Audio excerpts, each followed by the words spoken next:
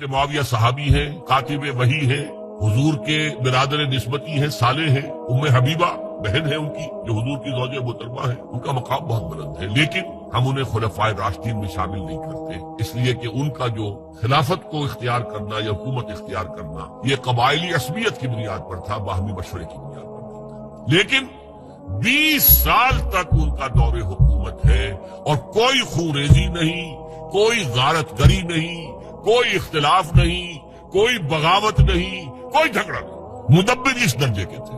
اب آئیے آخری سٹیج آئی، حضرت معاویہ کو مشورہ دیا گیا، مغیرہ ابن شعبہ ایک بزرگ صحابی تھے، کہ دیکھیے جناب امیر، مسلمانوں میں اختلاف ہوا، 4.5 سال 5 سال خانہ جنگی رہی، اب اگر پھر معاملہ آپ کے انتقال کے بعد ایسے ہی چھوٹ گیا تو اختلافات ہوں گے، جھگڑے ہوں گے، مختلف دعوے دار سامنے آئیں گے، جنگیں ہوں گی، پھر دوبارہ جو ہے فساد ہوگا، آپ کسی کو نامزد کر دیجیے۔ اور پھر مشورہ دیا اپنے بیٹے یزید کو نامزد کر دیجیے۔ حضرت معاویہ ریلیکٹنٹ رہے، لیکن اس کے بعد انہوں نے مان لیا اور فیصلہ کر لیا۔ یہاں میں چاہتا ہوں کہ بات سمجھ لیں اچھی طرح، اس معاملے میں اگر آپ حضرت معاویہ کی نیت پر شک کریں گے تو مجھے آپ کے ایمان پر شک ہو جائے گا۔ نیت پر نہیں، غلطی ہو سکتی ہے، صحابی ہیں، نیت غلط نہیں تھی، نیت کیا تھی؟ اور میں سمجھتا ہوں 100% درست تھی کہ اب اتنا پانی گزر چکا ہے پل کے نیچے سے وقت کے دریا میں کہ بارے صحابہ سب رخصت ہو چکے ہیں، اب اکثریت 9 مسلموں کی ہے، عصبیتیں بھی ہیں، قبائلی عصبیتیں ختم تو نہیں ہوئی، لہذا جب تک کوئی قبائلی عصبیت پیچھے نہیں ہوگی حکومت کے، حکومت نہیں چل سکے گی۔ ابن خلدون کا لفظ ہے عصبیت، کوئی چیز جو جوڑے آپ کو، تو دینی عصبیت اب کمزور پڑ گئی ہے، اس لیے کہ حضور نے جن کو تربیت دی تھی وہ اب گئے، اکثر و بیشتر گئے۔ اب اگر ایسے ہی چھوڑ دیا گیا اور کوئی قبائلی عصبیت پشت پر نہ آئی تو پھر خانہ جنگی ہوگی، 5 سال تک ہوئی۔ اس بنا پر انہوں نے اسے صحیح سمجھا۔ آپ اختلاف کر سکتے ہیں، صحابہ کی رائے سے اختلاف ہو سکتا ہے، لیکن آپ ان کی نیت پر شک نہیں کر سکتے۔ بہرحال واقعہ کیا ہے تاریخی اعتبار سے کہ یہ 10ویں سال میں نامزد کر دیا یزید کو اپنے بعد خلیفہ کے لیے، ولی عہد۔ اس وقت تقریباً سب نے بات مان لی سوائے 5 افراد کے۔ وہ 5 افراد بہت اہم تھے، بہت اہم۔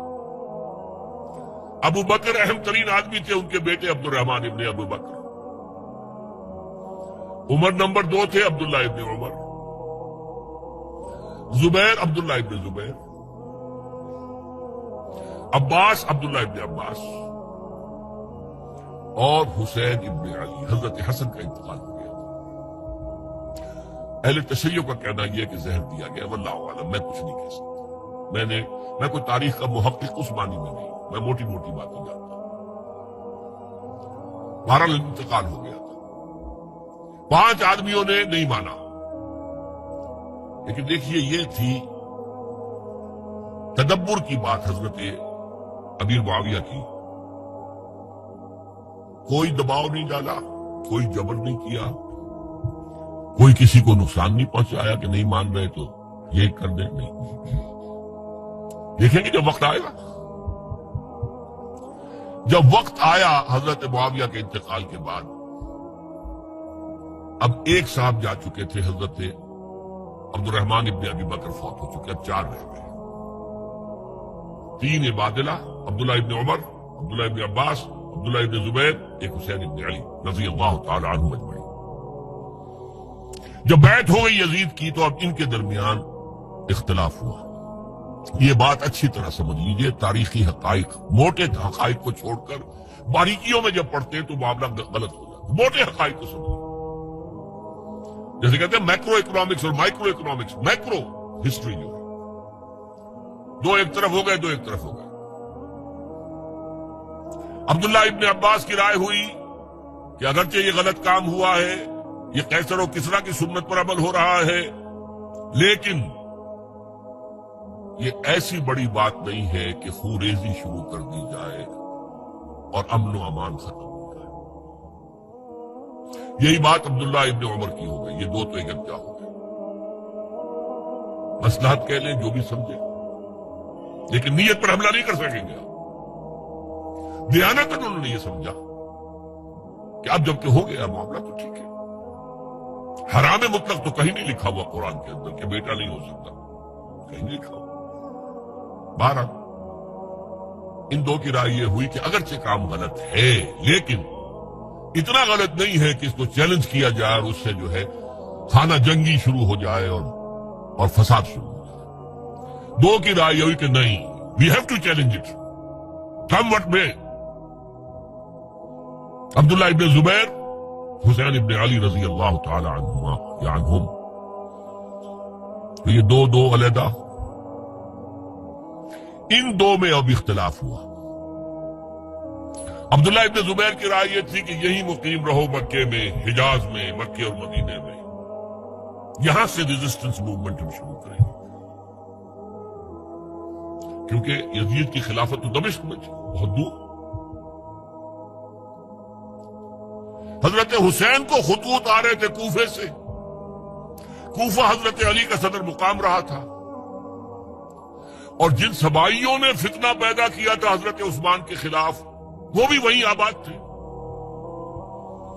انہوں نے خطوط کا تانتا باندھ دیا، آپ آئیے ہم آپ سے بیعت کریں گے اور کھڑے ہوں گے اور مقابلہ کریں گے اور اس یزید کی حکومت ختم کریں گے۔ ڈاک کے تھیلے بھرے ہوئے حضرت حسین نے فیصلہ کیا کوفے جانے کا، بہت روکا۔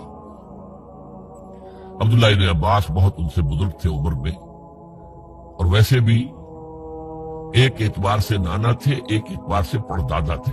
حضرت عبداللہ ابن عباس حضور کے چچا زاد بھائی تھے، تو نانا ہو گئے کہ نہیں؟ حضور نانا تھے کہ نہیں؟ اور حضور کے چچا تھے حضرت عباس، ان کے بیٹے ہیں۔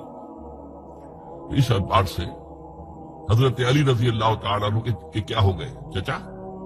بہرحال میں کچھ گڑبڑ کر رہا ہوں اس وقت۔ وہ دوڑتے جا رہے تھے کہ حسین خدا کے لیے مت جاؤ، خدا کے لیے مت جاؤ، یہ کوفی تمہارا ساتھ نہیں دیں گے، الکوفی لا یوفی، کوفی وفا نہیں کرتا وعدہ،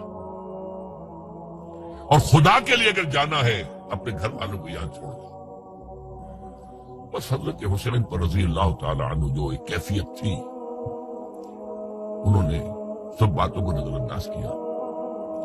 وہاں ہزاروں لوگوں نے مسلم بن عقیل جو حضرت حسین کے نمائندے کی حیثیت سے پہلے گئے تھے، ان کے ہاتھوں پر بیعت کیا، وہ خطوط آ رہے تو اور بھی بات پختہ ہو گئی۔ ابھی راستے ہی میں تھے کہ پتہ چلا کہ ابن زیاد گورنر بن کر آیا ہے، اور اس نے جو وہاں پر تشدد کیا ہے اور ڈنڈا برسایا ہے، سب بیعت توڑ کے گھروں میں چھپ گئے، اور مسلم بن عقیل جو ہیں وہ بے یار و مددگار شہید بھی کر دیے گئے۔ حضرت حسین نے ارادہ کیا کہ واپس ہو جائے مدینے کی طرف۔ اب مسلم بن عقیل کے بیٹے جو ہیں، وہ عرب کی ایک غیرت ہے، ایک آنر جسے آج کل کہتے ہیں، ہم اپنے باپ کا بدلہ لیے بغیر نہیں جائیں گے، اور حضرت حسین کی شرافت و مروت، یہ لوگ میرے ساتھ آئے تھے، میرا ساتھ دے رہے تھے، اب میں ان کے ساتھ کیسے چھوڑوں؟ بہرحال وہ حادثہ فاجعہ ہو کر رہا، اور اس میں سب سے بڑا سبب جو بنا ہے وہ میں چاہتا ہوں جس کی طرف کسی کی نگاہ نہیں گئی۔ افسوس یہ ہے کہ میرا اس پر جو کتابچہ ہے سانحہ کربلا، وہ آؤٹ آف پرنٹ تھا۔ کوشش تھی کہ آج یہاں وہ پیش کیا جاتا، مختصر ترین، لیکن آپ دیکھیں گے کہ کلیئر ہو جاتی ہے ہسٹری۔ دو کتابچے ہیں، شہید مظلوم، میرے نزدیک مظلوم ترین شہید حضرت عثمان رضی اللہ تعالی، اور سانحہ کربلا، بہت بڑا سانحہ، اس میں کوئی شک نہیں۔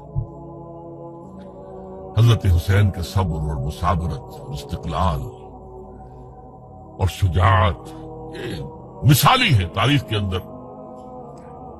اپنے سامنے جو ہے اپنے ایک ایک کر کے چراغ گل ہو رہے ہیں، خاندان سارا ختم ہو رہا ہے، شیرخوار بچے شہید ہو رہے ہیں۔ وہ تو ایک بچہ بیمار تھا، حضرت علی بن حسین زین العابدین رحمۃ اللہ